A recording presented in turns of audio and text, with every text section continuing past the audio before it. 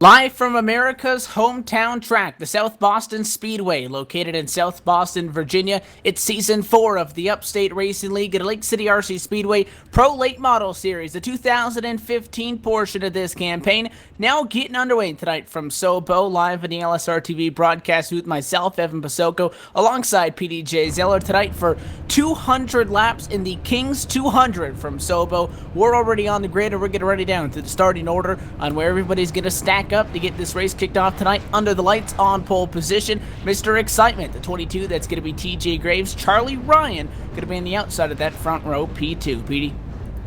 Three to Fred Morrow, and starting fourth tonight is Brendan Kohler. Anthony Bunch going to be P5, that number 10 car. Dale O'Neill, the 116 in 6th. 05 Chris Cable will start from P7. In 8th is number 3 of Cody Kelly. Back on row number 5, P9 to Tim Bills. Casey Kelly rounding out the top 10. Dustin Fuller in 11th, Brandon Odo, P12 in the number 24. Brendan Wilkinson to 56, going to roll in 13th starting position, alongside in 14th position to 41 of Cody Parker. In 15th tonight is the number 32 of Ryan Borges, 16th is Zachary Mason. Matt Wright will start 17th, and Joshua Cotton alongside for P18. P19 tonight to league owner Al Smith Jr., and P20 to Zach Regimal. Field begins to roll. Jeff Rivard in 21st, 22nd, Eric Haig. Dan DeBuke in race reporter tonight. Going to be in 23rd. 24th is Andre Pateau and Brian Rogers Jr. 25th, 26th for Nicholas Rasmussen. Kevin Baker in 27th. 28th is Timmy Piccioli and Neil Hansen. We'll round out our 29-car field. We are doubled up. Lights are off on top of the iRacing Ford First Mustang pace car. We have crossed around the start-finish line with one finger in the air, so restart coming up this time around to get this one officially kicked off and underway. Again, 200 laps around this 0.4-mile speedway, 80 miles total before it's all said and done. And Soba always produces some exciting racing. Combine that with a race under the lights, and tonight sure to be a barn burner, as we like to call it, to say the least. Field goes out of 4, pace car out of the way. Let's get this one kicked off. Green flag now flies for the flag stand. We're underway at a great battle, side by side. No advantage for TJ Graves at the stripe. He'll get clear on the 16 of Charlie Ryan by the time they get out of quarter number 2. Top 2 single file. Other than that, side by side, pretty much third on back. Look at that pack, 2 wide, about 3 rows deep from third on. Mr. Excitement took the lead, and in third right now, there's a great battle going on between Brendan Kohler in the 47 and Fred Moore. Can't really see Fred's numbers. They're actually on his quarter panels tonight. Really odd thing to see here on iRacing, but that's how it's working for him. So Fred is going to try to get that position Andy Will from Brendan Kohler. So the next battle will be Anthony Bunch and Dale O'Neill. 2 series veterans battling here. Oh, they get tight, and it's going to, bro, Chris Cable is going to turn the 10. They save it, and he gets returned. And he's in the wall. Oh, and there's more cars wrecking. The 51 of Justin Fuller wrecked, and everyone's trying to miss it. This is a tight, narrow track, and it looks like mostly everyone got through there with fairly none damage. So that will bring out the first caution of the night, folks. Caution is out for that number 10 car getting turned around. It was a small checkup. Replay going up now. You see the Ted of Anthony Bunch slid up a little bit. Chris Cable getting a little bit aggressive on that left rear quarter panel. Thought about making it 3 wide. Turned Anthony around. Got sideways. Checked up behind them. The 50 and the 37 got together. Then they kind of hanged on. The 05 had to make an evasive maneuver to get back out on the racing surface, or he would have piled it into those tire barriers there right where that wall starts for the back straightaway inside retaining wall. So he goes high, turns Anthony Bunch around. Anthony backs it into that, and then tough break for the 51 of Justin Fuller, who was way down there trying to get out of the way, went to the bottom on the 37, was coming back up on track, and next thing you knew, there was no room to get up there because the 32 of Borges was riding that low lane, and he just pile drove that right into the inside wall. So that's pretty significant damage on behalf of the 51 car. Not a lot of time to pit here. You see Fuller trying to race that pace car out of pit road. You really don't have a lot of time to sit down there and get damage fixed if you don't want to lose your laps. That's going to be a long process if he wants to be able to get all of the damage that he has the opportunity to get fixed done throughout the night. It is 200 laps, but I mean, really, Petey, you can't sit down there for a long time. At some of the tracks, you'll have a little bit longer of an opportunity to come down. You sit, and when the pace car's about to come by, you leave and you get your damage fixed. But really not a lot of time the way the pit road here works. Yeah, it's really quick, and like I said, there was a very, very difficult time missing this wreck. It's a very narrow racetrack. Hardly any room for 2 cars race side by side, yet alone miss a wreck. They wreck here, it will be big, so the track will get clogged, and that will create issues moving forward.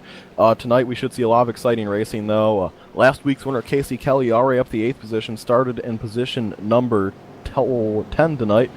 And still Mr. Excitement leading the race, so hopefully we see a lot of good racing tonight.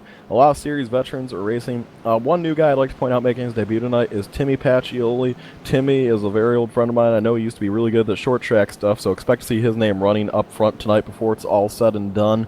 One thing about this track is, as short as a track this is, it can produce multi-groove racing. That may be surprising to you guys, but a car on the outside can battle with the car on the inside of him. Justin Fuller not happy with the way that all worked out, upset with the lack thereof, we'll say, of checking up, and the penalty going to be assessed to Anthony Bunch for the cause of that caution. Lights on for the pace car restart coming up from lap 8, cross it over to 9 at the start-finish line here. Pace car now down at away, 22 once again in control. Green flag flies, a little bit of a better jump that time for TJ Graves. He's going to be able to clear that 16 of Charlie Ryan up high for P1 already in the corner. It was a challenge for the 47 of Fred Morrow to Charlie Ryan, and that 16 machine was able to get the run out of 2, so he slides into second. Now top 3 single file on this. Morrow comes through off the corner, but again, 4th on back. That area of cars were there 2 wide, still about 5 rows deep there. Big pack, that's where we saw the trouble occur the last time, so that's where we got to keep our eyes, is that's about 6-7 cars all tight together right there. That's about 4th position back through the top 10. The wash up at this track is so significant. You dive into the corner, you can easily wash up the track. And we see a 36. Oh, contact! Cody Kelly's getting turned around. The 3 car, I believe, did save it. So Cody Kelly with an amazing save there, right behind these guys. I'm sure he's not too happy with the people behind him not checking up for that. They saw the 36 gain turn. That's going to leave room for Odo. Odo's going to go for the gap. Odo will clear him here. Restart's going to be hectic tonight, and this opens the door for Cody Kelly. Remember, the outside is still relevant, even though the inside is preferred. So the outside lane guy can battle back. And we're seeing that right now as Cody Kelly and the 36 of Brendan Cole get really tight off the corner. And a good battle behind them with Chalmers Parker and the number 50 of Casey Kelly. Casey has some pretty severe rear damage, so Evan, right now it's very tight packed here.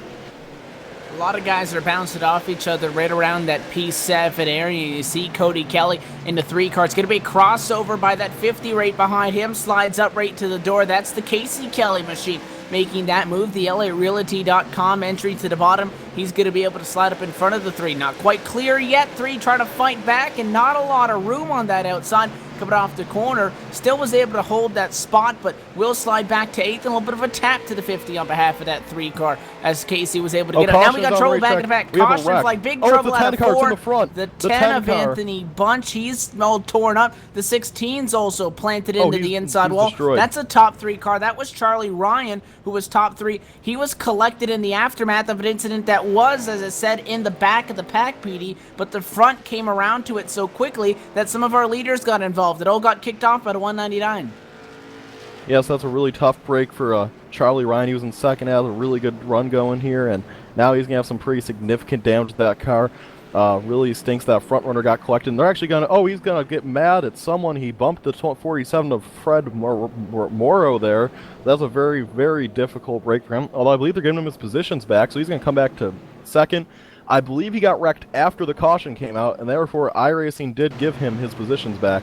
So that will benefit the 16 there, and hopefully he'll be able to continue on racing throughout the night. But he's still going to be in second, so no harm, no foul. He does have some damage, but it's a very short track, these late miles. The power is not the most important thing tonight, so his car should be okay, and I expect him still be able to battle up here with the likes of Mr. Excitement and Fred Morrow. Yeah, Morrow sent him around. That's why he's not happy with him. You saw in the replay about 2 taps from the 47, making their way by the 10 car, who was slow on track, and Morrow just ran over the left rear quarter panel of that 16 machine. So that would explain the upset Charlie Ryan as he again cycles back through to his position, which is good news for him.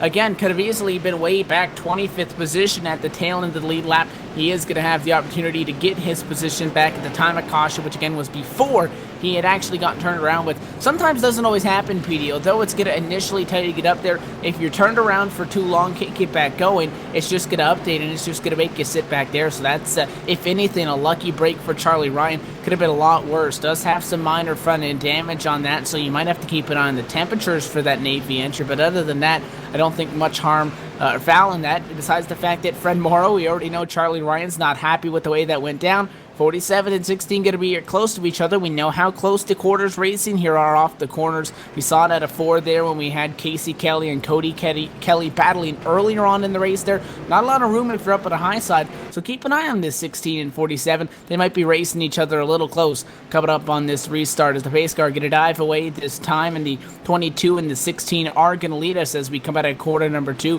Restart going to be coming up. We're just at lap 20 right now. Going to be crossing over to lap 21, so 180 laps to go. Still a long way before we determine who walks away with the hardware tonight at Sobo. Pace car now tucks down to safety pit road, and gone right away goes TJ Graves, already clear for the top spot over the 16 of Charlie Ryan. Battle is for third. No, now 47 clear. It's fourth on back. Brandon Odo, first car, mixing it up with the 116 of Dale O'Neill.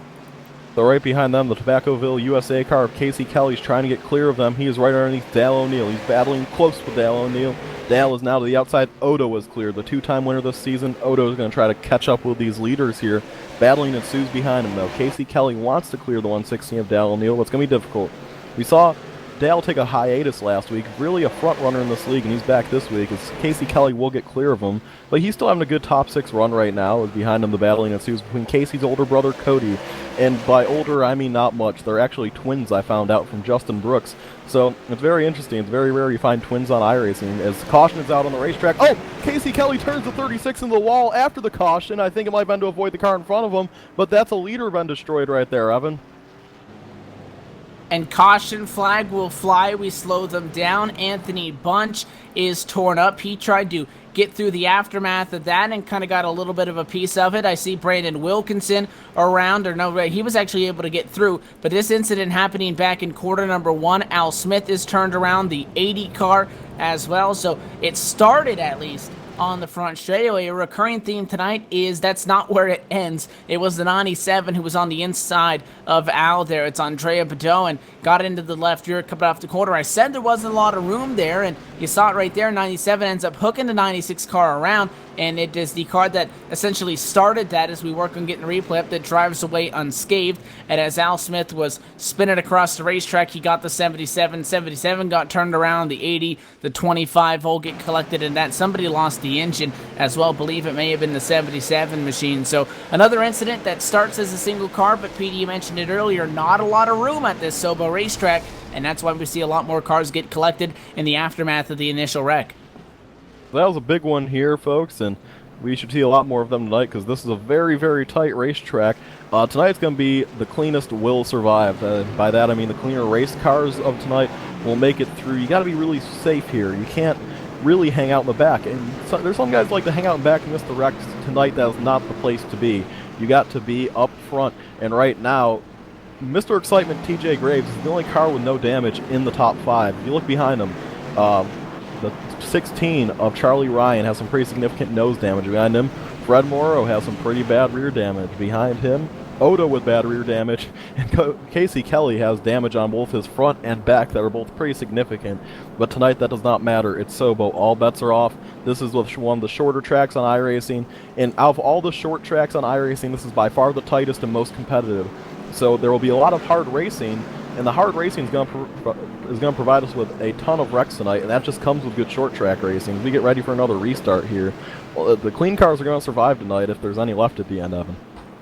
Want to make note that our in-race reporter typically drives at number 61. It is the 80 of Dan Dubuque. The race is called the King's 200 because today would have been Elvis's 80th birthday, as the restart here going to be delayed. So that's the story behind Dan driving the number 80 machine. He's actually down on pit road as he was just involved in that last incident, 4 laps down and dead last on track with heavy black smoke. So Elvis may have left the building early here because he does have a lot of damage on that car, and who knows? We'll have to see if he's able to get back out. If not, and even if he is, we're definitely going to be able to try to get a word with our in-race reporter. But that's unfortunate to see him out so early with the special number on the car tonight. Going to get for the restart again. It seems like we're getting about 5-lap increments. This restart going to be coming up on lap 30. It is still old TJ Graves that's going to be restarting from the top spot again. Pace car down and away, 22 on the accelerator, green flying back in the air, top 2, 3 now, maybe single file. No, Brandon Odo tries to fight on the outside, contact as Charlie Ryan gets into the back of TJ Graves, and look at Odo trying to make that high side work. Meanwhile, Dubuque is done, so Elvis has left the building. The 80 car, tough luck tonight, will finish last. We'll be sure to catch up with him. Also out of the race is now Al Smith Jr. So Al, a very high in points guy, is now going to be out of this race as we watch the battle for second and 2. Brandon Odo on the outside line. Sometimes at Sobo that line can be preferred. Odo making the best of it right now. He is battling hard here with Charlie Ryan. You got to be careful not to wash up in the car outside of you in the corner. That does happen a lot here from the Sobo Raceway. Here we go. Oh, it's going to be tight there out of the corner. Oh, he turns they're putting him in the fence. And they're both out way out of the groove, and this is going to allow everyone to get by him. What a tough break. And Charlie Ryan's going to get put 3 wide, and he's hurt bad here. He's trapped in the outside line. He's lost quite a few positions. This brings Fred Morrow through the second, and man, Odo's falling back too. So the Kelly brothers are driving the field right now, but that was a tough break for all of them. And Odo's going to force himself in line. Cuts down over the nose of Cody Kelly to make a spot after the 16 again just got on his door, and it washed them both up the fence. They were able to hang on to it. Relatively minor damage. Charlie Ryan struggling to be able to get back in line. Dale O'Neill thinking about going to the inside. Is side-by-side with the 7 right behind him. Nearly slides up. Contact he does. He hits Matt Wright. The 7 is sideways. Big chuck up now. The 41, the 05 evasive action out of 4. Everybody hangs on for the time being. Now more trouble back behind these guys. Caution's out. Somebody's in the fence. It's a 12. That's Brian Rogers Jr. Looks like only 1 car. Oh, the 12 of Brian Rogers Jr. and his Mountain Dew machine got very, very unfortunate break there. His car has significant damage. What happened there was he was racing with the 25 Zachary Mason, and he just came straight down into Zachary Mason. So he went straight into the wall, and you will see the replay there. He went into the wall. Man, that was big junk there for him. That was a very hard hit. Man, poor break for Brian Rogers Jr. And these leaders, I'm sure they just want to get to racing here, so hopefully they'll get some green flag racing. But Sobo, that was very rare and hard to come by. And even the leader, Mr. Excitement, TJ Graves, has got himself a little rear damage now. So we're on lap 37 out of 200 here, folks, and there's already not a car on the racetrack without damage. So the 12 out of 25 make contact out of 4. That one car incident puts us back under a caution flag condition. Now I'm going to try to talk to our in-race reporter. We were going to queue him up on the radio. However, Elvis has left the building, as we say, and that special number 80 car tonight is already behind the wall. And now I'm going to try to get an opportunity to talk to, I guess, Dan, we were going to call you our in-race reporter. Things did not go the way you were hoping tonight. And the special number on the car and got caught up in that incident there going into one. What happened that put you behind the wall?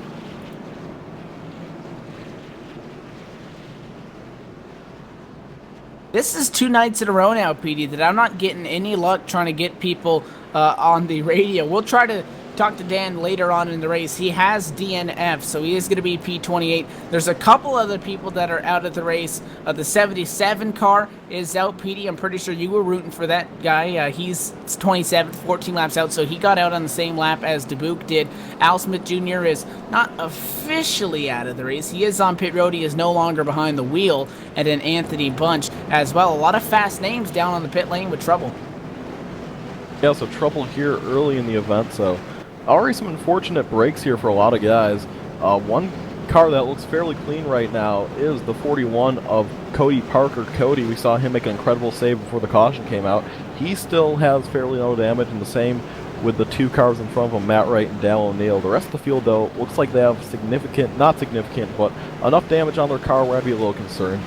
And also Cody Parker has fairly no damage. So we're getting ready for another restart here, folks. It's already been, well, I just said there's about 4 cars in the field without damage, so I'm sure you can assume that there has been a lot of junk here, and hopefully these guys will get together. But the tight racing this track proves, I don't think we're going to see too many big runs tonight, Evan. And it has to come to expect with a track that is so tight quarters like this one. Another restart right here. Pace car down to the way. TJ Graves has really picked up the intensity on the restarts. The first one at the drop of the initial green flag kind of hung back a little bit. Since then, he's been pretty much going right on that pace car. He leads right now. He's the only car clear. We're side by side for second, side by side for fourth behind them. The 12 of Brian Rogers trying to get that damage fixed. Update over the radio on that team. Their night is done. Meanwhile, everybody's scrambling for a position well throughout the field. First side-by-side battle and leaning on each other are Cody Kelly and Fred Moreau. Fred Moreau wants to hold on to his position here from Sobo, so he's fighting hard on the outside, although he's not going to give in easy, so that's going to let Cody Kelly through, and if he's not careful, actually it's too late. Brandon Odo to the inside, but he's still going to try to get out on the outside of Cody Kelly. Kelly wants to get up there to his twin brother. Can Kelly get clear? It's going to be close here. No, it will not be, because Fred gets a great run off the corner. It's about a dead even at the stripe. So here comes Cody to the low side, still trying to fight back. Remember, the outside line is very relevant here at Sobo, so Fred Morrow making the best of it he has right now, although he needs to be careful, because when the tires get too hot, the outside line becomes irrelevant again. He will fall back further and further, so he wants to find a hole on the inside, although right now it's not looking too good for him, as Cody Kelly is still trying to clear him here, and Odo works.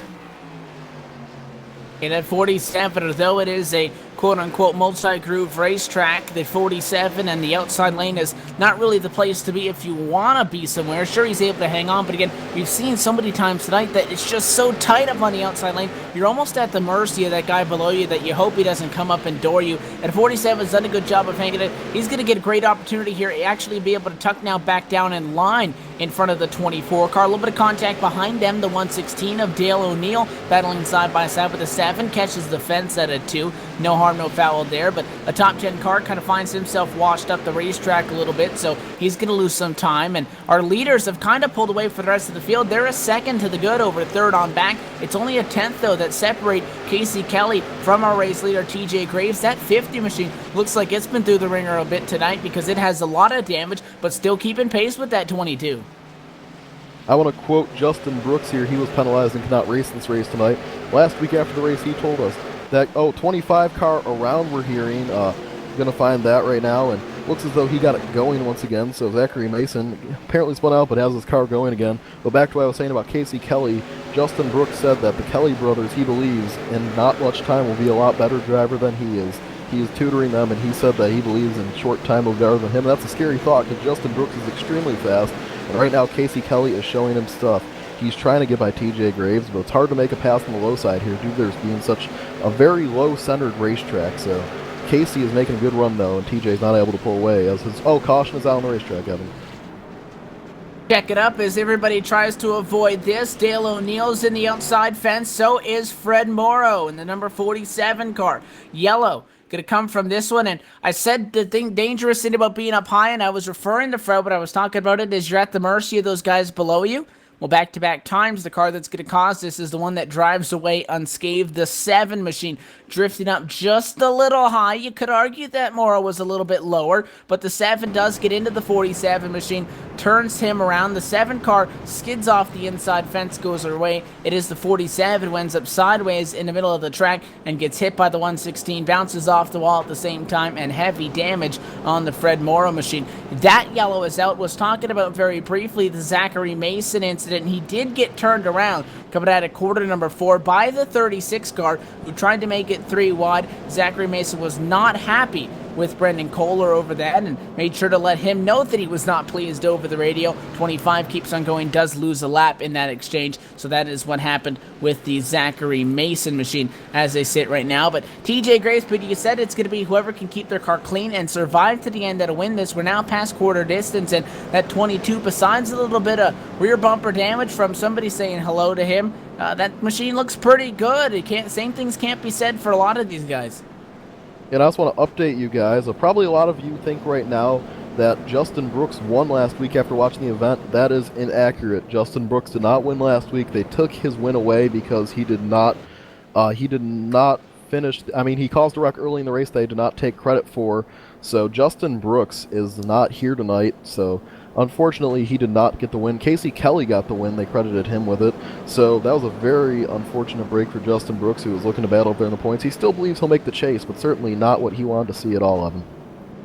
He's fine chase-wise. Let's talk about last week's result. Not really last week. It was almost a year ago, throwing out those year jokes. It was round 7 of the MP Roy Inc. 150. That one was at New Smyrna Speedway. As you said, Casey Kelly with 0 incidents was credited the win. Ryan Borges would then all be bumped up to 2nd position. Brendan Otto at top 3. Cody Kelly. Zach Regenbald through 5th position. Alex LeBay at 6th spot. 7th, Miranda Wilkinson. Andrea Patone in 8th. 9th, Chris Cable. Al Smith Jr. would round out the top 10. In that, after tonight, only 2 races to go before the top 12 drivers and the points are determined, and we go for 5 more races in the chase to determine our champion. So nearly halfway through this now after tonight, and not a lot of time left. Leaders bouncing off each other. The 05 and 41 don't think they have a lot of time to waste because they were all over TJ Graves, and now 2nd place runner, the 24, Brandon Otto on that restart as the 50 car hit pit lane on that last cycle under the caution flag. So it was the 41 of Cody Parker,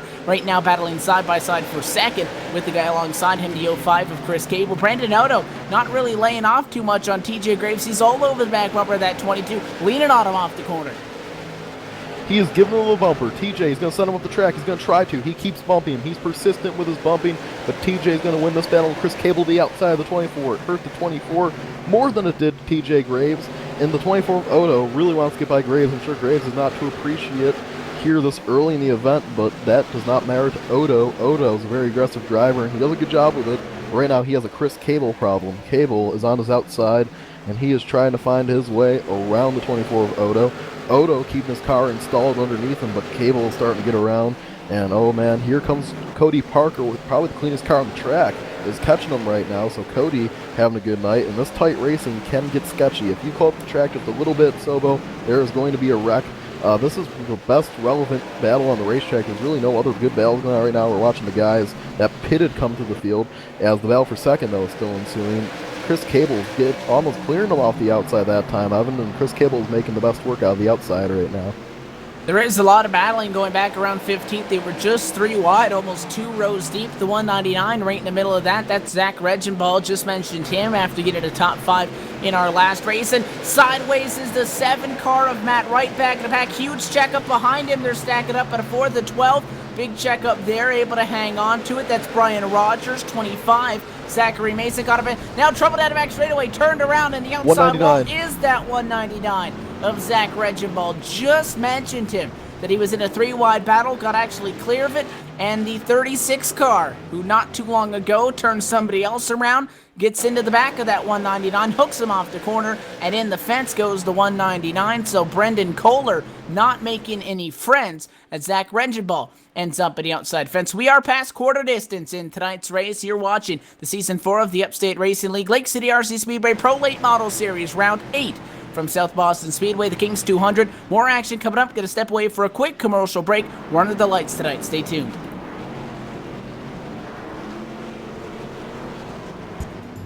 Simulated racing can be awesome, but it can also be kind of a free-for-all. Interestingly, auto racing faced the same problem in its earlier days. Whether it was on the back roads, the beaches, or the city streets, the racing was fun. But there was always a certain level of chaos and danger, until some folks came along and put some order to all of this. Stuff like official racetracks, regulations about weight and equipment, and enforcement of standards. That's what gave us high-speed excitement, fast-paced action, and photo finishes. That's when racing became racing. The guys over at iRacing.com have made the same transformation in the world of sim racing. Sure, they've got the most accurate tracks and realistic cars out there, but that's just the start. See, iRacing analyzes the performance and results of each driver in every race, so you can be sure you're always placed in races where the competition will be tight, and that those reckless drivers who ruin it for us all are kept in the pits. Not to mention that with over 45,000 active members already in their vast community, you can find races day and night, so you can always get in on the action. You can even join a league of your favorite series. And since updates are always automatic, you don't have to worry about software and can focus on the track. Zip up your fire suit and check out iRacing.com. Simulated racing can be awesome, but it can also be kind of a free-for-all.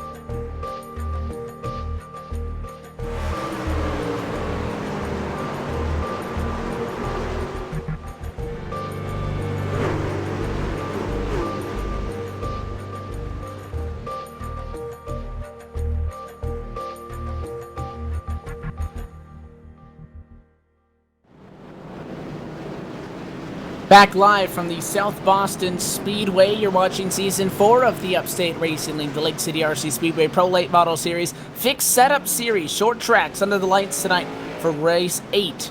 The King's 200 from Sobo tonight in honor of what would be the 80th birthday of the late Elvis, and our in-race reporter Dan DeBook was going to honor that, switching from the 61 to the 80 car tonight, and didn't even get an opportunity to talk to him because he wrecked out early and will be the first DNF. A lot of other guys that were in that same wreck as well out of it, the 77 to 96, both 50 laps down and behind the wall. We sit right now 19 cars strong on the lead lap. Race leader does remain TJ Graves. We've seen a little bit of pit strategy. 22 faked him out the last time by. Interesting to see when, if these guys at the front are actually going to decide to come down.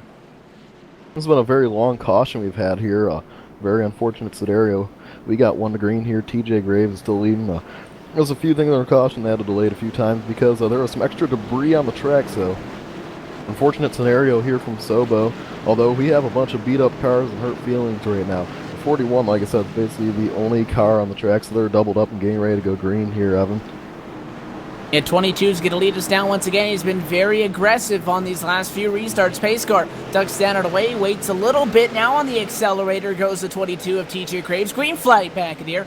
And immediately the 24 is all over him. Brandon Odo with a little bit of a tap to the back bumper of that 22 car. Side by side for the lead. The 05 Chris Cable making the outside work. That's the Craftsman entry. That Chevrolet trying to fight through. And if you can't make the pass, we'll try to find a spot in line. But a bobble by the 22 gives it to Chris Cable at the stripe. Now TJ Graves now using a little bit of that apron. Oh, sideways again, 22 fighting for some grip there. PD, the 05 nearly got clear. Washed wide in 3. Huge run off the corner. TJ Graves slides up. He's going to turn Chris Cable from the top spot. Cautions out. And now TJ Graves slides up, puts Brandon Odo in the fence. And Odo comes back, gives a shot at the 22. This under caution.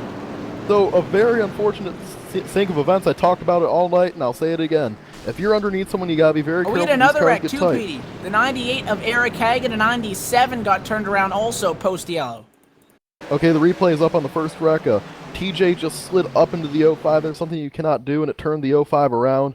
And then he basically put the 24 into the wall. The 24 was extremely not happy with this. Chalmers Parker was the only one to live through this. And the other wreck with the 98. The 98, appears he was just checking up for the wreck, and the 97 just came. It was a lot of neck code there, actually, more than a little bit. And the 98 just turned the 97. No real damage in that one. So a very unfortunate sync of events for the leaders here, and it appears as though TJ Graves and Brandon Odo have significant damage, although Chris Cable, who seemed to be the fastest car on the field, passing cars left and right on the outside, is not as fast as he once was. And it was TJ Graves who was fighting for grip coming off the corner that was allowing Chris Cable to get the run. If not, they were pretty much neck and neck. If that 22 was able to keep it gripped down to the racetrack, slotted up a little bit, just drifted into that car of Chris Cable up at the high side. If you're the driver of the 22, you're going to say that obviously the 25 didn't give him enough room. And if you're the driver of the 05, rather, Chris Cable, then you're going to say, I gave him as much room, he just turned me. It's one of those deals when you don't have a lot of room off the corner. 22 is checking up, the 05 ends up at a fence, and then again, 3 additional cars will be involved post initial yellow from people check it up, try to get around it. Again, Graves kind of slid out wide, put Odo in the fence. Odo gave him a shot. The 32 doesn't look all that bad. The 24 looking like it's all torn up, kind of like Casey Kelly's machine when he was riding in second position. He's pitted and has got up to 9th position, but there's a lot of guys that, again, really torn up, a lot of bent sheet metal, and after a couple of these things that have been going down, probably a lot of bent tempers when the night's all said and done. We're not even halfway yet. Lights off at a pace car. Yeah, so TJ Graves is going to lead him down once again. So, like you said, there's a lot of bent feelings, a lot of bent race cars, and I'm sure we're about to see a lot of bent racing. Odo, his car is absolutely destroyed right now. He cannot be happy with the leader, TJ Graves.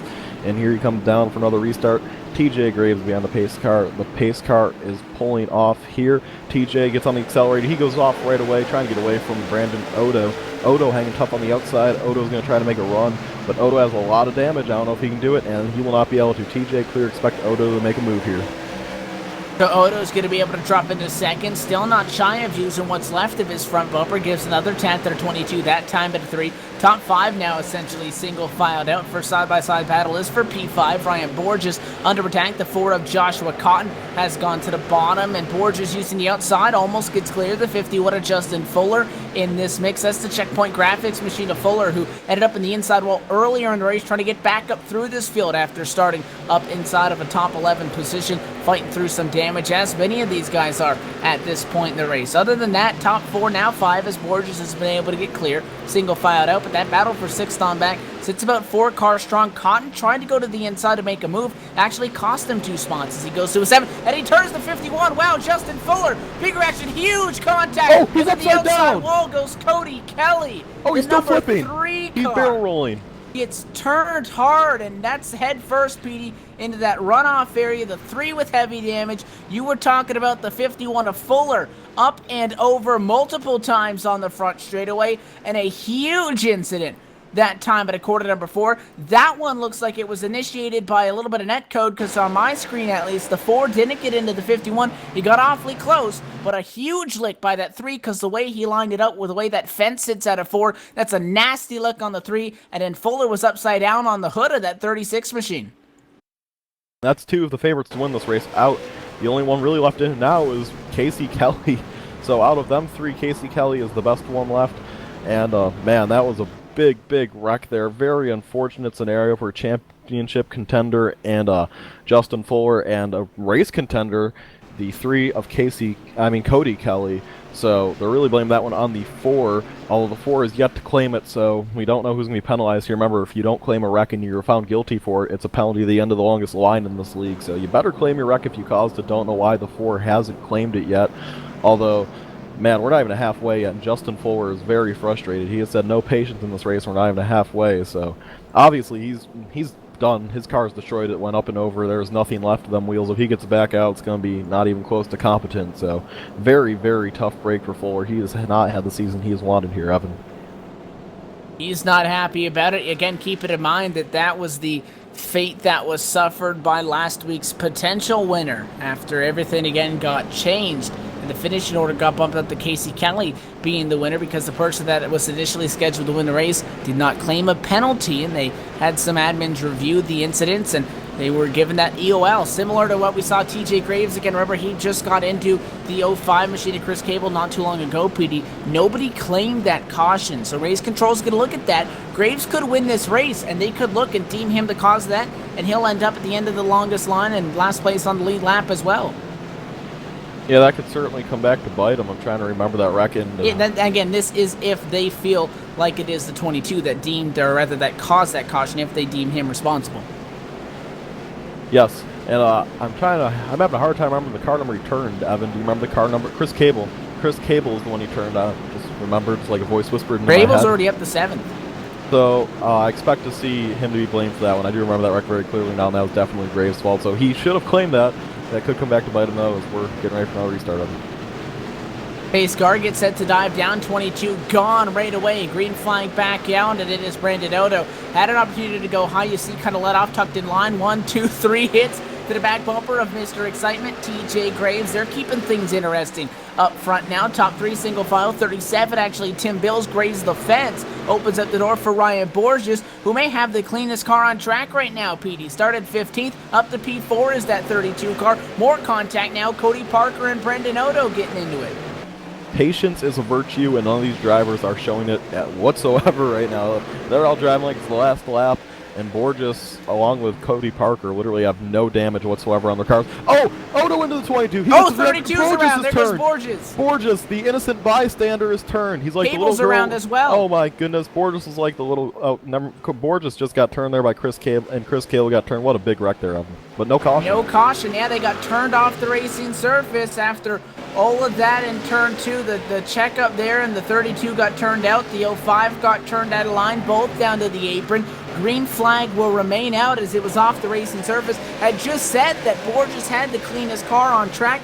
He gets hooked, and again, Cable, who had just gotten back through the field after being dumped from the top spot, PD, can't catch a break. He's turned around again, and now Borges and Cable get to slide back to 17th and 18th respectively, and they're only a little bit up in front of our leaders, so that if they have any damage from that, they may lose their laps from Brandon Odo, who has since gone to the top spot in all of this exchange right now. The 24 car now in control, and it's TJ Graves, who has since slid back to third. So Brandon Odo there, he's going to be trying to get a series high third win. They're closing out halfway really quick, so Odo got through that very luckily, and his car's the most destroyed track in the racetrack almost, so he's leading this race right now. And we're going to watch Borges and Cable try to make their way back to the field. It's definitely going to be a difficult thing for them to do. Two cars I'm noting right now are Tim Bills, Casey Kelly, extremely fast machines. They're driving through this field. They're up to 4th and 5th. They pitted earlier for tires. Expect them to be up there contending for this win momentarily. But for right now, it is Brandon Odo and Cody Parker doing it out for this win. It appears TJ Graves does not have the car he once did. It does not quite have the speed he needed. And the worst thing that could happen right now for the 05 and 32 is no caution, and those two are way behind right now. So tough break for them two, Evan. That time by the stripe halfway, cross flags in the air as Brandon Odo has gone to the top spot right now in the number 24 car. Second still remains Cody Parker. TJ Graves, after he had the bumper put to him about 27 times over the race, finally was moved out of the way from Brandon Odo in that contact, which kind of sparked that two-car incident back there. Cody Parker was able to get back on through. 41's not all that turn up. Caution now as trouble down the front straightaway. Somebody is slow up against the wall, trying to get a number on that. It is the four machine of Joshua Cotton. You said it right there, Petey. He's got what appears to be heavy left side damage, and he got kind of squeezed into the fence by, looks like, the 79 of Kevin Baker, who got sideways. They both slid up into the fence. 79 went around, yellow came out, and that's what leads to the damage on both of those cars. We slow them down now just past halfway. A tough break there for those two, and man, this has just been carnage out here tonight. And one driver who's missed most of it, we saw him be involved in a little caution earlier, but for the most part he's missed all of it. That is Eric Haig. We like to talk about Eric. He's in the 98 Haig TV machine. He's on his best run of the season. He has yet to get top 10. Right now he's in position number 5. So Eric Haig is just having a spectacular run tonight. Got to feel good about him, man. He has fought hard, and always like to see the Haig TV machine up front. So yeah, I mean, he's up front right now. And if you want to check him out on YouTube at Hag TV, he will post his onboard of all the races up later on, which you can see what he sees behind the wheel and some of his commentary on maybe what be going on around the track from behind the wheel of that number 98 car, which sits right now, as you said, in P4. That's going to stack him up at the outside of row number 2, alongside TJ Graves, who led most of this race and had the bumper put to him a couple of times by Brandon Odo. So we know the 22 is not going to be shy to return the favor, we'll say, if he's able to get back up to any of those guys in first and second. Yeah, and Haig TV, I just want to comment out too. I love watching his videos. Go check him out at youtube.com/Haig TV. And besides the LSRTV videos, his has to be my favorite to watch, man. His commentary on GTA 5 and Halo and all them games. It's just fun to watch, so check him out. And also check out all series sponsors. Lake City RC Speedway, the series sponsor. Actually, that's a racetrack that's very close and nearby to me, and it's a very nice facility out there. If you're into RC racing and you're in the western upstate New York area, go check it out. It's definitely the place for you. So just some great sponsors we have here. And right now, the most destroyed car on the racetrack, or one of them at least, Brandon Odo is your leader, and he has a very, very clean Cody Parker machine next to him. Yeah, those other sponsors that make this run: Hanson Starter Shop, Barry Plumbing, Heating and Cooling, Philip Thompson Racing, NHR Racing Team, which actually going to be title sponsor for our race next week. You also got K&R Construction, and again, Hag TV, some of the people that make things possible here on the Upstate Racing League side of things, being able to put this racing on for everybody's enjoyment. Lights are off at pace car restart coming up just at about 98 laps to go, and just as we say that, caution flag going to be delayed as we cycle through 3 and 4. So one more circuit around. Got a couple people catching up. Brandon Wilkinson in the number 56 car is going to catch up to the tail end of the lead lap here, get in line. He's got to get around the 12 car. Got a little bit of damage on that machine as well. So now that everybody is tightened back up, race control reminding these drivers that, again, incidents can cost you champion points, and if you get X amount of incidents caused, you could also serve a penalty, and that's 1 race suspension.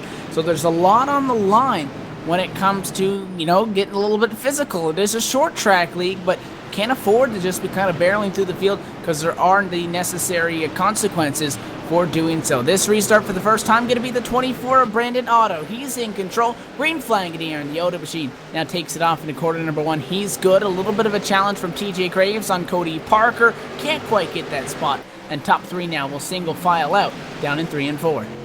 Otto with a very fast machine right now, despite all his damage. First battle on the racetrack between Eric Hague and the number 98 and the number 25 of Zachary Mason. Hague on the outside, which can be fast tonight. Hague trying to make it work, although Mason's very strong on that inside. Oh, Hague into the outside wall, so tough break for him there. He's still hanging tough, though. He better not fall back. If he does, he has a long way to fall back to. But Tim Bills, and he's into the wall again. The Hague TV machine is struggling contact, right now. the 7 he is saved it, though. People. The 37 saved it there, and like I say, the Eric Hague machine is struggling right now, and he has fallen back. First battle on the racetrack, that is ahead of them. They're pretty strung out, and the 25 will get clear, so that will make the next battle on the track between the 37 of Tim Bills and Eric Hague. And Tim Bills thought about going to the inside. He does on that 25 car, so trying to kill 2 birds with 1 stone is that machine. Look at 3 wide, the 116 car of Dale O'Neill through the middle. Eric Hague up top, and the bottom is the 7. Some guys have struggled to make it 2 wide. We're 3 wide still now as we cycle into quarters number 1 and 2. Eric Hague being forced. He's not got a lot of room. 116 gets into the 7 sideways. Overcorrected, and a huge hit for Matt Wright. Hard into the outside wall. Caution as Ellie bounces back down the racetrack. Gets into the 4. The 12 is collected as well, and it looked like they were going to make it work. Dale O'Neill will take the cause of it, and Matt Wright nearly hung on to it. PDF, they were bouncing off each other, and that overcorrect, huge hit, head on into the outside wall. It looks like the 98 may have picked up a small piece of it also. Man, that car snapped around so quick, he had no time to save it. I'm watching it in slow motion and watching his wheel turn, and man, he tried to save that thing, but he just could not quite, and that just went straight into the outside wall, and man, that was a hard hit. He was going about 65 when he hit this non-safer barrier, and it just ripped the front nose of his car to pieces. So he gave Eric Hague a piece of it, along with a 4 of Joshua Cotton. Not 7 cars motor blown, so he is out of the event. And man, another one bites the dust tonight as we see these guys race still very, very harshly. Thing to note is the top 3 have still yet to pit in this race. Those 3 might be going on the no-pit strategy. I believe you're good on gas. I think tires is the issue why we would see a Casey Kelly or Chris Cable pit tonight. So definitely a tough break for all these drivers.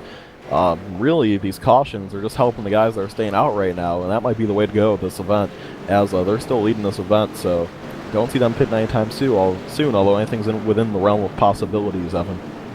A lot of guys on pit road on Trey Abdo in the 97 car.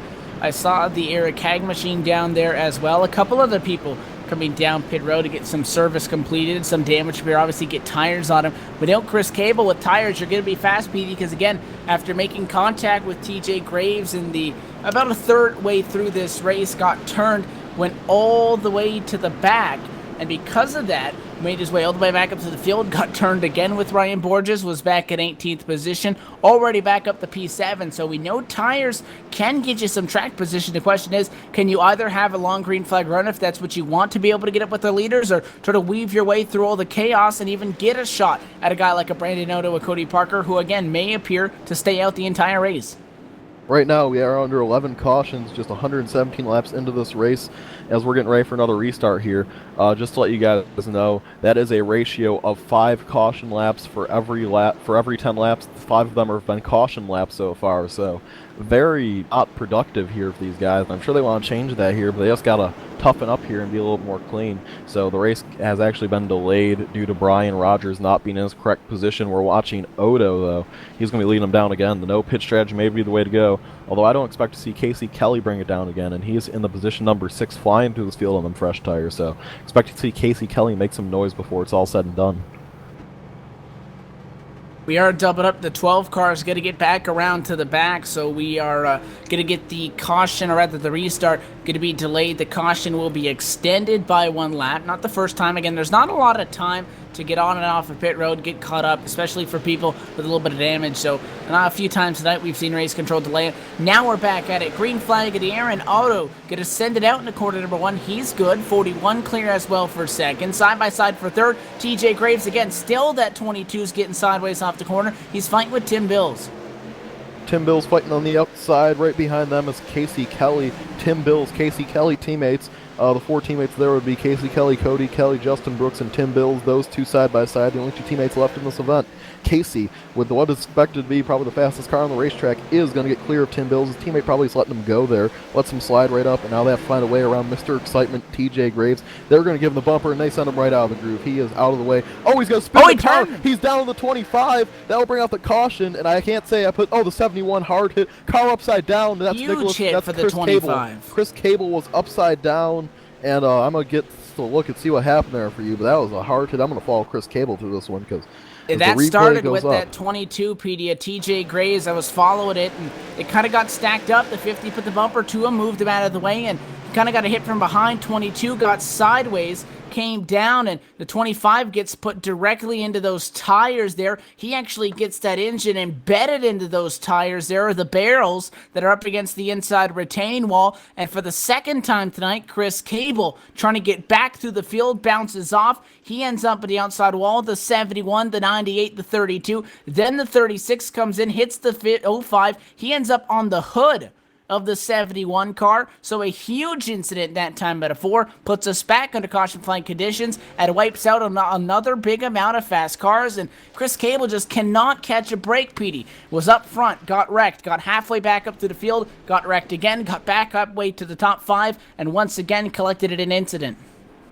There's about 12 cars left in the lead lap now. It's going to be 11 in a second.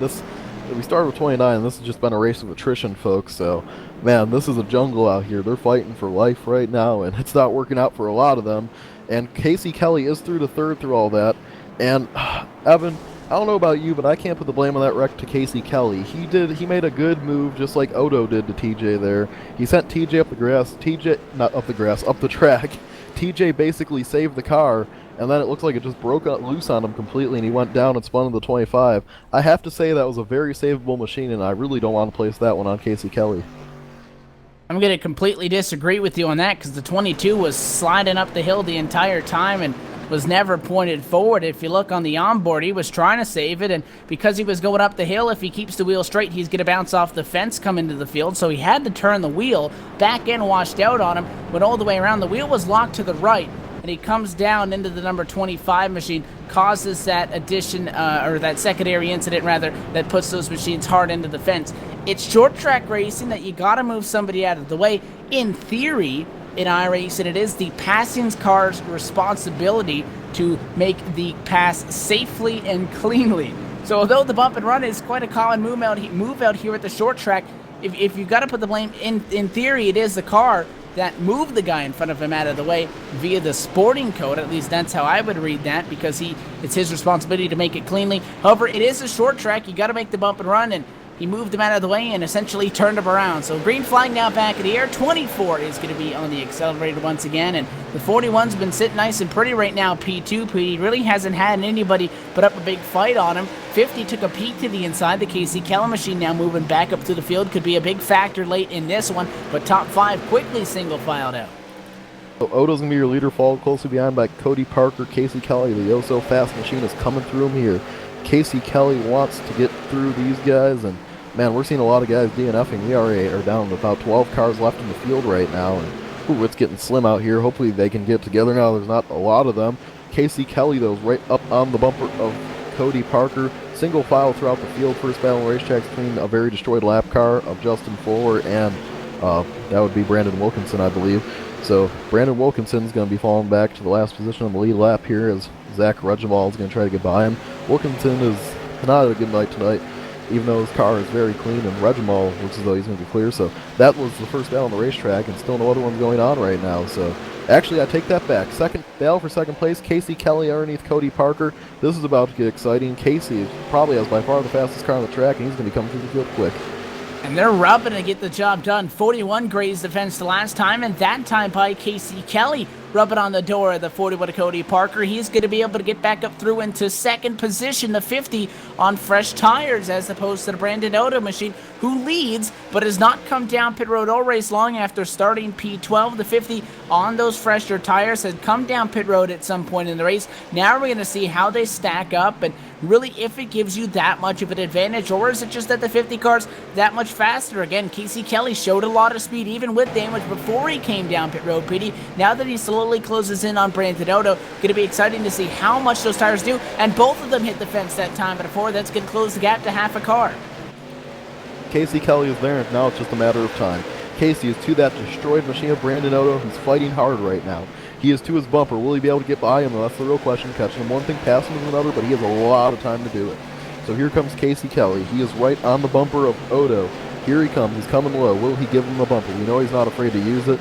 He has been very articulate using it tonight, and here he goes again, and he gives him the bumper. He's going to go underneath Brandon Otto, so give the inside line to Casey Kelly, although Otto gets the run off the corner. Casey Kelly not afraid to stick it in there, though. Casey Kelly puts it in there, right in the low side of him, and there we go. So Otto's going to get clear once again on the outside, but Kelly's not giving up on him.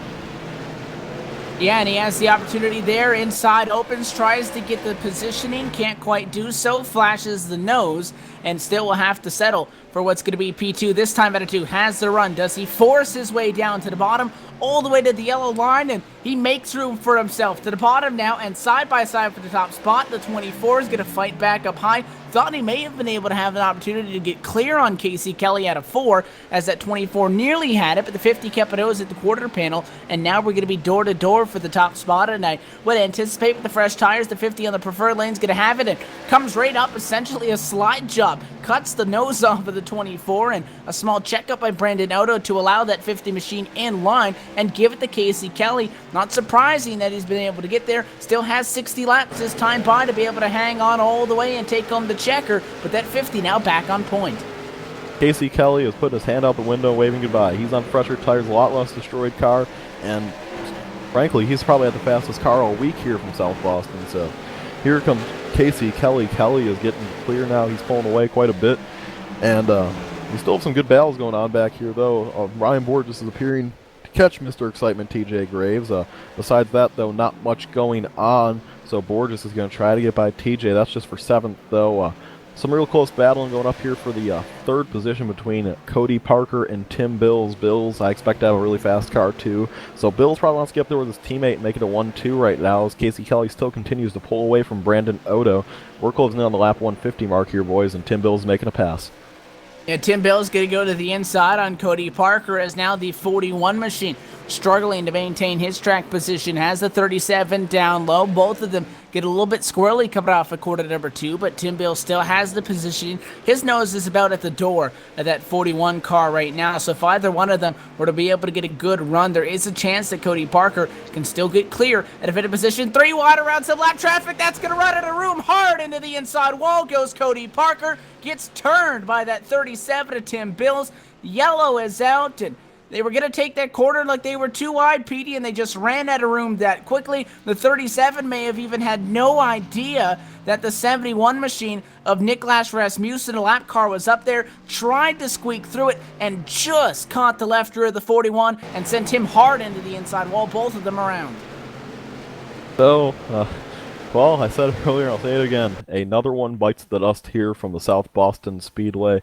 Cody Parker is pretty much destroyed now, and oh man, we're down to about 10 cars left, folks, so it's getting slimmer and slimmer. And basically, if you're running right now, you're in the top 10, so congratulations to everyone that was running.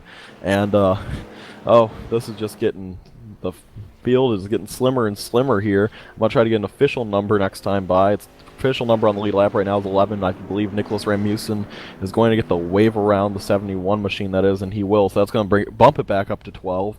But it's not 12 competitive machines. It's 12 survivors, I think I'll call them, Evan. Gonna drop a lot lower than that because a couple people had to tow down pit road from that incident. One of them is Cody Parker. He just dropped off the lead lap at 41 and had some expletives over the radio in reference to the Tim Bills machine, who they made contact at a quarter number 2. So both of them are now down on pit road right now. Tim Bills, however, still a lead lap position, so a lot better off than what happens there for the Cody Parker machine. But obviously, he's not happy with the way that all went down. Tim Bills is going to become the last car on the lead lap. Last cars in that area right now, P10 out of 11 on the lead lap. You got Ryan Borges, Zach Regenball in 9th, Brandon Wilkinson in 8th position. A lot of these guys coming on and off of pit road, trying to get whatever damage they can fix, whatever tires they can at this point, because in reality, with the 50 laps to go, PD, and 11 guys on the lead lap, most of the guys here could have some sort of realistic shot at a really decent finish. And it's, at this point, if you're finishing, you're having a really good finish. So, I mean, we got to look at it as about, there's really, I'd say, 7 cars that maybe are at full pace right now, if even that, and that's being nice. Maybe, I mean, the way I'm looking at this right now, I'm seeing 3 cars that are showing competitive speed. There's 11 on the lead lap. 1, Brandon Wilkinson, I don't know, he keeps bringing it down pit road, so I don't know what he's doing there, but it's going to be interesting to see if they're going to keep it on the lead lap or not, and he will. So there's going to be 10 on the lead, although Kevin Baker, I think, may have just taken it beyond the wall. Not 100% sure. Going to go check on that one. Kevin Baker. No, he kept it on the lead lap, barely beat the pace car off pit road, so good job to his crew. So right now, 11 cars, that's the number. Green flag back of the air right here, PD, with Casey Kelly in the 50 machine, the 24 of Odo, now again in second spot. Very easily, everybody getting single filed out this time. First side-by-side has Borges fighting with Mr. Excitement, TJ Graves. This one for just about a top 5 spot. Borges, again, though, was just scored 11th under the yellow, got back out on pit road, and who knows, he may be able to put that JD Marketing Chevrolet entry in Victor Belane. This one's still far from over. Over in this exchange, TJ Graves going to get the better of him, and Zach Regenball takes speed to the inside and trying to get around that 32. So Regenball is going to try to find a way on the low side here. The 199 is fairly undamaged compared to some other cars right now, so Regenball certainly wants to try to find his way and battle for a top 5 position maybe. But right in front of him, the better battle is between Graves and the number 97 of Andre Bodin. So TJ Graves is easily going to get clear of him. Remember, he's on fresher tires. I don't think that'll mean much because Casey Kelly's still running faster laps than TJ. So TJ just trying to get his top 5 out of the night, and Brian Borges is going to fall through. So that will move them up to 4th and 5th, and just a little change of position here from South Boston. Zach Regenball continuing to try to get through the field. Took a look to the inside on the 97 of Andre Baudouin and kind of forced that 97 up the hill as the 199 made a tight squeeze between the left side of that 97 and the yellow line, and pretty much the inside wall when he went to go make that pass, which was coming at a quarter number 2 at that point right now. But right now, Casey Kelly looks pretty good off. He's about half a second in front of Brandon Odo. Dale O'Neill right behind that 24 in 3rd position, and then 4th on back. Ola second out of this one. So again, still a lot of people in relative contention, but the guy up front is the guy that is running the best lap times right now by a 10th over anybody else. The only person that's really challenging him lap time wise, TJ Graves and Ryan Borges, they're within the same 10th range, not quite the same speeds, but they're now with that 1.1 second gap, and if they want to get to Casey Kelly, they'd have to fight through Dale O'Neill and Brendan Odo, which would obviously cost them time, allow that 50 to get even more of a gap on them. Well, the 50 of Kelly is still pulling away. Kelly, by far, has had the fastest car on the racetrack all night. He just waited till the end to get there, taking fresh tires as much as he could early on, so here he comes. He's going to be driving, trying to pull away. He's got another 2/10 there on Odo, so Kelly is waving goodnight right now, and I expect to see another caution, but if we do not get one right now, he's sitting pretty. Odo still in 2nd with Dale O'Neill in 3rd. Odo really surprising me with that damage. First of all, I can't believe he hasn't blown the motor, although I don't think they've been green long enough for him to blow the motor. It has to get quite a bit of wear for it to blow the motor, so maybe if we get a long run here, we'll see him start having engine trouble, but he has a problem in his mirror that isn't engine trouble. It's Mr. Excitement. Mr. Excitement is going to try to find his way back up to 2nd, and he's going to give him the bumper. Remember, they don't like each other. They've had issues tonight. And the 24 moved the 22 out of the way earlier on in the race, so if you're being realistic, you would expect the 22 to try to return the favor in some way, and TJ Graves has been able to get around Dale O'Neill in the 116 car, and now is trying to fight for 2nd, sticks the nose to the inside at a 2. Power move there, using those tires up to be able to get that spot side by side and slid up just a little bit, gets back to the accelerator corner off. We're going to be right door to door for each other right there in this exchange. That lap alone, though, they lost 4/10. They're still losing time on Casey Kelly as they're side by side. Now TJ Graves going to be able to clear the 24 down to back straightaway. 24 tries to fight back back can't do it. And now TJ Graves got no more excuses. The gap that he's going to have to work with sits at 1.7 seconds. It's going to be a straight-up race now if we stay green between TJ Graves and Casey Kelly. No lap traffic separate them as they run right now. His issue is an issue we've seen similar at New Smyrna. New Smyrna, even though everyone behind them was on older tires, the Kelly brothers and Brooks were still a lot faster than the cars on fresh tires. And right now, Casey Kelly ran at 8:07. Let's see what TJ Graves ran. TJ Graves ran at 8:15, so even though he's on newer tires, Casey Kelly is still a little bit faster.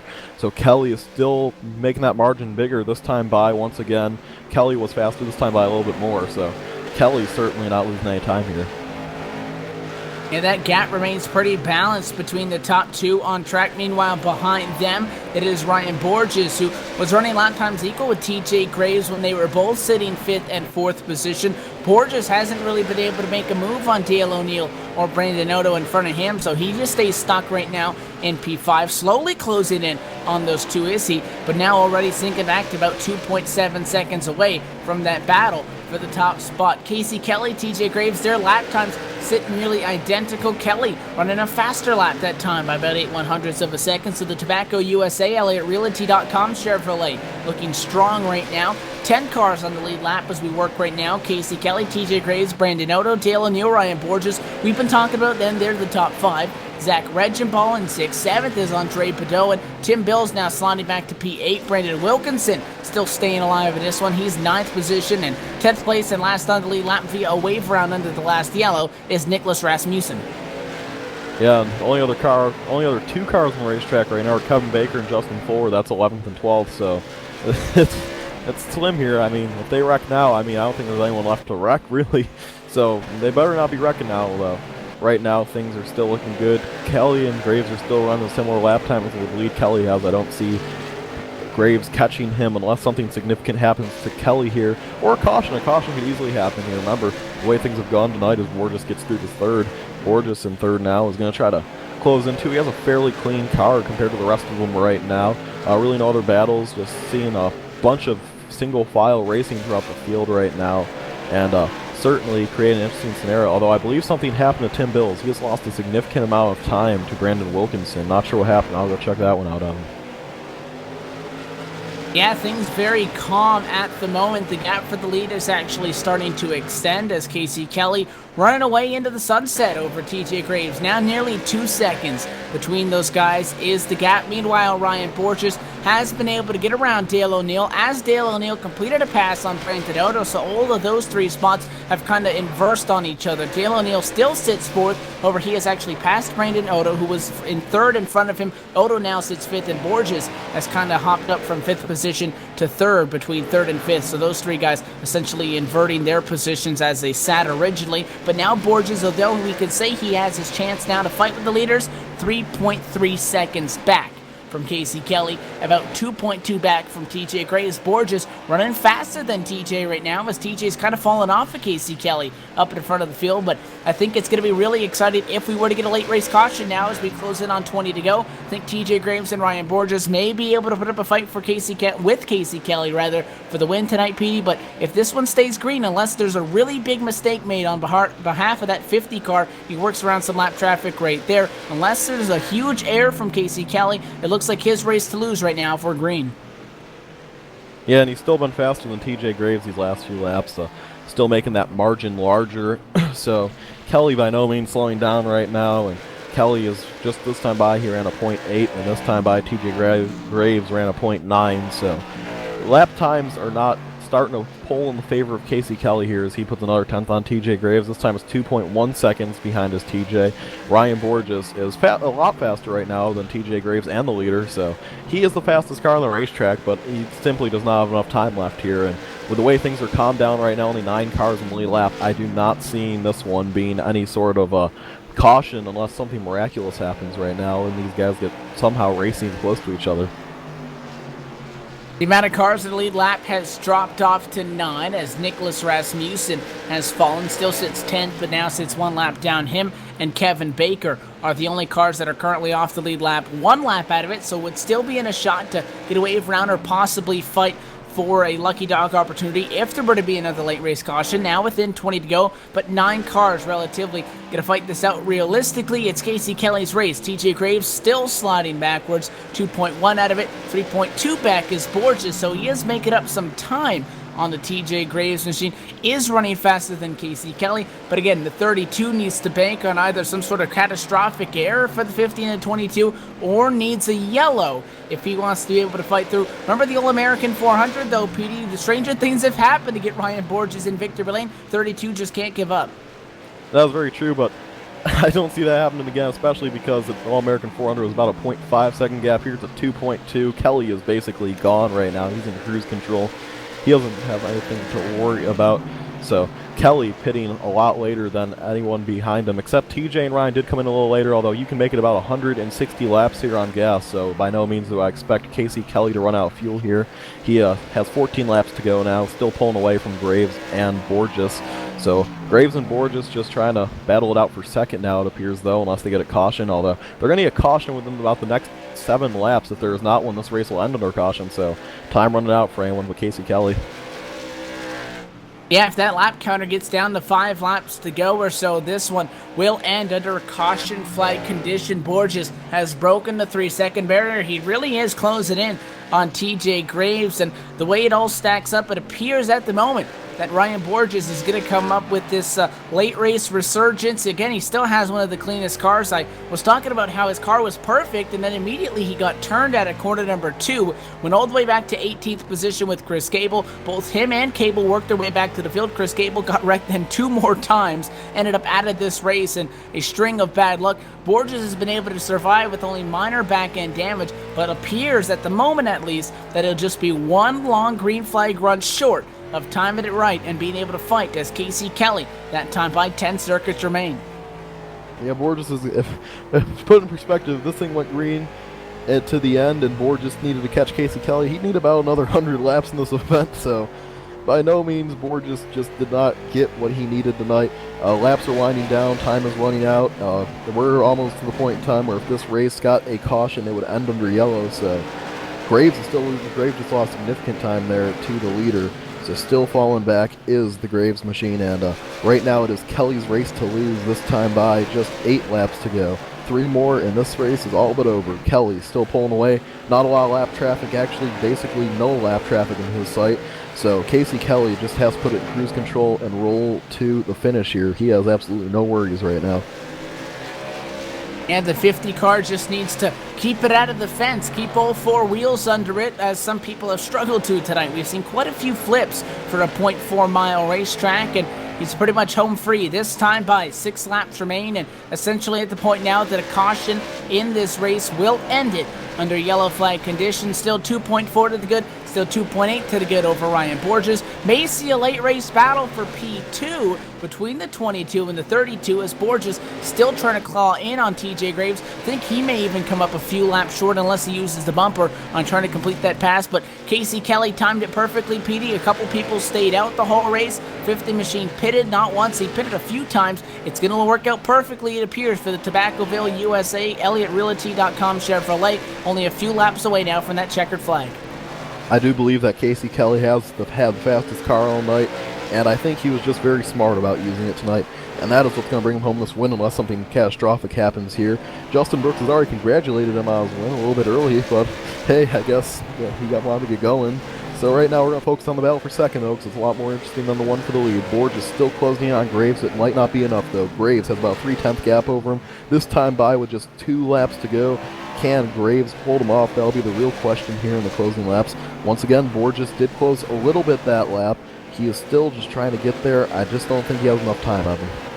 He's going to run out short as that gap still sits at 3 car lengths. Check up, though. Lap machine. White flag is in the air for race leader Casey Kelly, who actually nearly put it in the fence at quarter number 4. Final circuit round for Casey Kelly. TJ Graves finally gets to the inside on Fuller. Not going to be a challenge for second. And at quarter number 4, round 8 in the Kings 200. Checkered flag in the air. Give it to the 50 of Casey Kelly. Battle for second comes out of 4. Not in time. Graves walks home with the second place, and Ryan Borges will round out our podium from Sobo. And that is his second straight win, Casey Kelly, in only 3 league races. That's a pretty good batting average. So we will talk to our top 3 right after the commercial break. See you on the other end, folks.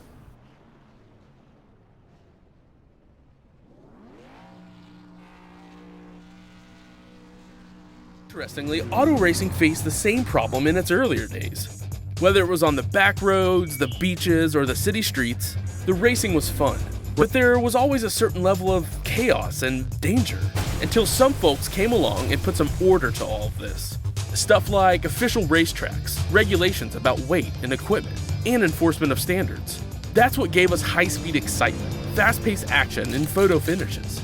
That's when racing became racing.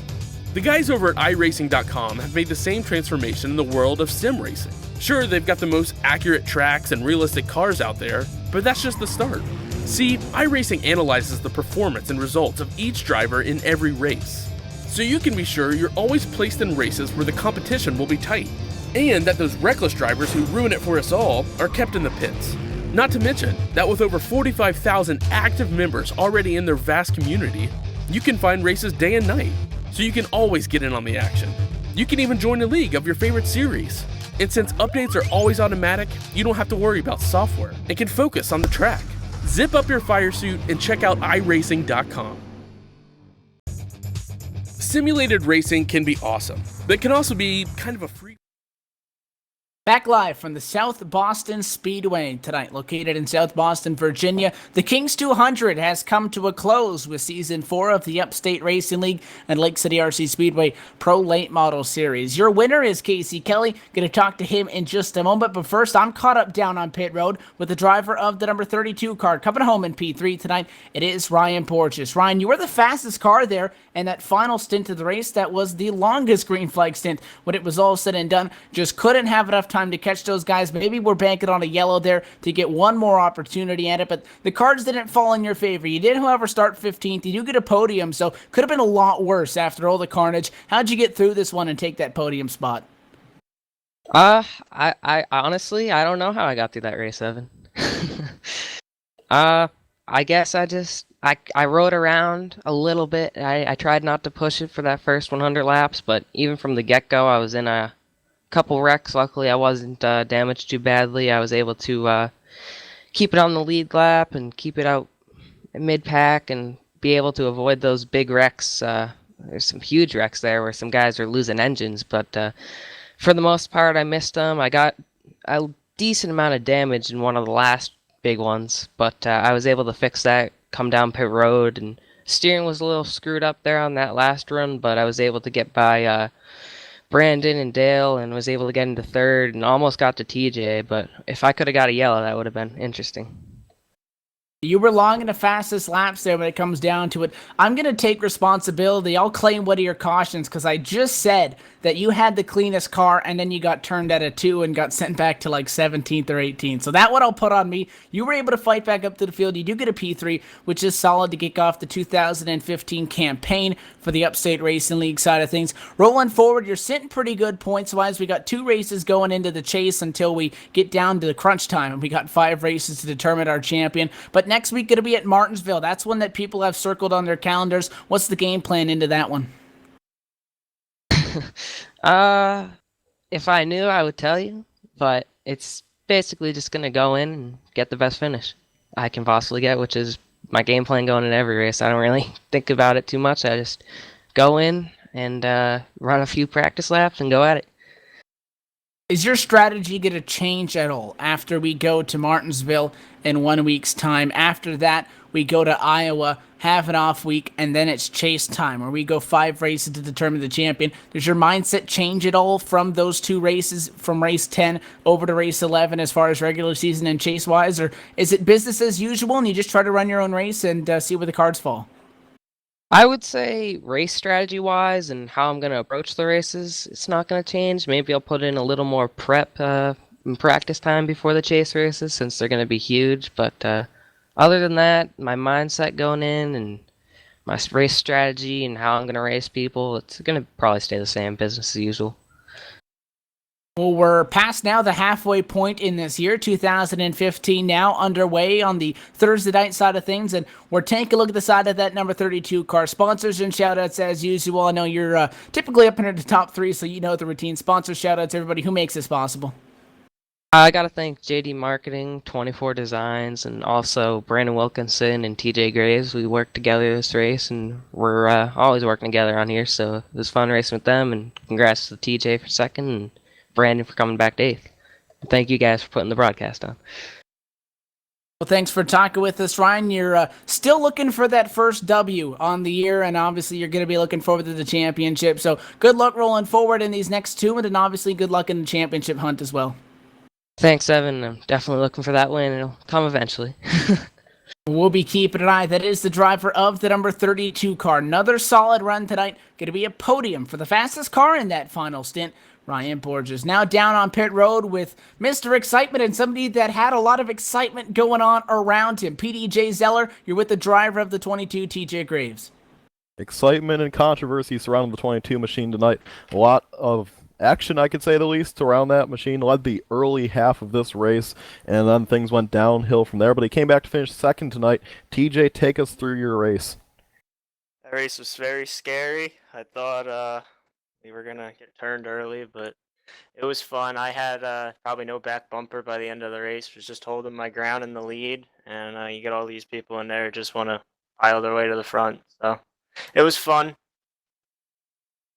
Well, TJ, you're very new to this league, not really in it for the chase, so what's your goal for the rest of the season here? I just show up and win, I guess. I'm not in no points on. Hopefully whoever hit me and recoiled off me or whatever didn't have a bad points night. I'm sorry about that, but I'm just here to win until some of my other leagues start back up. All right, TJ, well, there's another question I have to ask you. This wasn't really related to the race, but how is the hashtag support TJ Graves cause going? I gave up on that a long time ago. I still stand behind it, but I kind of made it die down. Once all my sponsors kicked in, Double Clutch Marketing, Overnight Wraps, Team Loud Pedal, JD Marketing, they finally said, just give up, TJ. You're not going to get very far. All right, TJ. Well, before I let you go and catch up with the crew, who do you got to thank tonight? Who makes it happen for you in the number 22 machine? First and foremost, Team Loud Pedal, Justin Rose now. Double Clutch Marketing, Overnight Wraps is a brand new sponsor we just picked up. JD Marketing, who helps me once in the Blue Moon, Victory Lane Radio, and DisabledRacers.com. I also like you guys for the broadcast. I did complete something off my checklist today. I finished an LSRTV race. You cross it off the list now. Hey, TJ, at least this time I'm not telling you lost $1,000. At least you're not, yeah. Well, but that was a funny part. Everybody on the radio for the initial start said you have to go on green, so I had like 25 people tell me that. All right. Well, that was our second place finisher tonight, TJ Graves, and meanwhile in Victory Lane, the champagne is flying, and so is Casey Kelly. Evan's caught up with him. Yeah, the driver of the number 50 car started in 10th position, worked some strategy, and had a race car that looks like it went through a meat grinder or something, but nonetheless, it's in Victory Lane, and Casey, you get the job done, was able to get the lead there late and never looked back. 2.4 seconds is the gap to TJ Graves, Ryan Borges and company. You survived, first off, to be able to fight for the win, and then you finish it off. How'd you do it?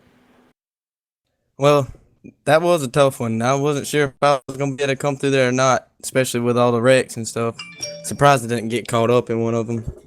But I knew I had a fast car, and it was going to be tough for them to beat me if I could get to the front. You were able to do so, and was the qualifying run just a little bit off from what you were looking for? You were able to put down the fastest time in the practice. You started 10th, which, I mean, not all that bad considering we did start this race with about 29 cars in the field, but did you feel like you may have missed something a little bit in qual, or did you just get a really good practice lap? I definitely missed a little bit in qualifying. I knew I could run like a 44, but the 41 was a little extreme. I wasn't real sure if I could run that again, but like I said, it was definitely not as good as what I thought I could do in qualifying. I definitely messed up there.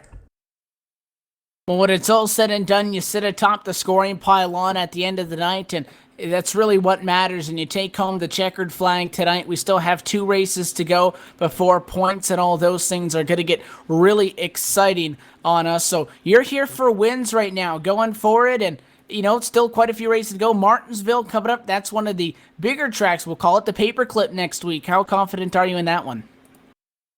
Martinsville is one of my favorite tracks on here. Me and my team will definitely be a tough team to beat there. Well, that's bad news for everybody else. You liked the race tonight. You were able to essentially dominate. And, even going through the whole field, still had one of the fastest cars in the race. You called the strategy right with the stops and everything. You're the winner tonight. Who makes this happen for you? Well, I'd like to thank Short Track Racing Network, Fast Track Sims, Elliott Realty, Justin Brook Designs, Willen and Dillon Motorsports, and my brother Cody for me and him battling all side by side, learning how to race on this game. And I'd like to thank my dad and Jamie, and I guess that's about it. All right, well, Casey, thanks for taking a moment to talk to us again. Congratulations on your hard-fought win tonight from Sobo, and we'll definitely keep an eye for you and that 50 car and your brother as well up front rolling forward in this season. Yep, thank you guys for this broadcast as well. That is tonight's winner, Petey, after, again, I think the understatement of the night is hard-fought 200 laps. He gets the job done. That was a wild one. That was a very, very wild race, to say the least. Hopefully next week from Martinsville, we see a little bit less wildness and a little bit more calmness. But overall, I guess it was a good event. These guys definitely gave it their all, and you certainly can't take that away from them. And it was just fun to watch. And Casey Kelly got a 2nd straight win. Next week, Justin Brooks will be unsuspended. And Casey made a hint that him and Brooks and Cody and Tim Bills should be very fast for Martinsville. So last time they did that, they finished 1, 2, 3 at New Smyrna. I'd be concerned competition. And that's something to take note of if you're the competition, is when you got drivers like this that know they can win and they go into a race and they say that they like that track. We see a lot of time people win times, Petey, that they don't like the track. They say they're not good at it. They roll in and they can take those things home at sometimes in dominating fashion. So you really got to watch these guys. There's a huge talent pool in this series, especially when you got teams like that they say they like that track. And it's really get down to the nitty-gritty. We had the holiday offseason, back at it now on Thursday nights. And again, only 2 races left, and it's chase time. We're already halfway through this thing. Yeah, halfway through, man, and it's just about to get intensified. And like you said, there's guys that say they don't like tracks.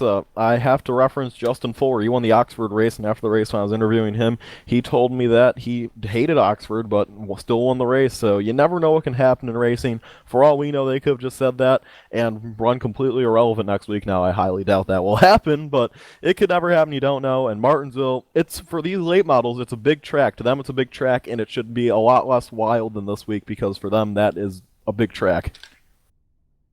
And the Paperclip always puts on very exciting racing, so we look forward to that one, as it's going to be a barn burner is the term that we've dubbed pretty much all of these races, a survival of the fittest. Petey said don't say barn burner again, so I'll try to get it in as many times in this sentence here as possible. But a barn burner tonight, and that's for you, Petey, from the South Boston Speedway. Wild, as we've come to expect. We got the long green flag run. It was at the end. We saw Ryan Borges make a late race resurgence, just ran out of time, and it was a guy that timed the strategy, got to the point at the right time, and he gets the job done. Your winner tonight is Casey Kelly. That does it from the South Boston Speedway. Round 8, the Kings 200 on Elvis's 80th birthday is in the books. Our in-race reporter comes home in 28th in that 80 car, so not what Dan DeBuc was looking for, sporting the number 80, but a great night overall. A lot of carnage. It was good for us, Petey. I think we enjoyed it a lot more than some of the drivers that got taken out of that. Got to feel terrible for Chris Cable. Bad luck. A lot of other guys had terrible luck. TJ Graves did break his streak. He did finish a race, so there are some positives to come out of this one, and we're sure to see a lot more exciting action when we hit the Paperclip in 1 week's time. Until then, from South Boston Speedway, that does it for LSRTV. I want to thank all the sponsors again that make this possible. The Lake City RC Speedway, title sponsor for the series. Hanson Starter Shop, Perry Plumbing, Heated and Cooling, Philip Thompson Racing, NHR Racing Team, K&R Construction, and Hag TV as well. Until then, from myself, Evan Pasoko, PDJ Zeller, and executive producer Laura Lawson, thank you for tuning in from Sobo. Your winner is Casey Kelly, and we'll see you in 1 week's time from Martinsville.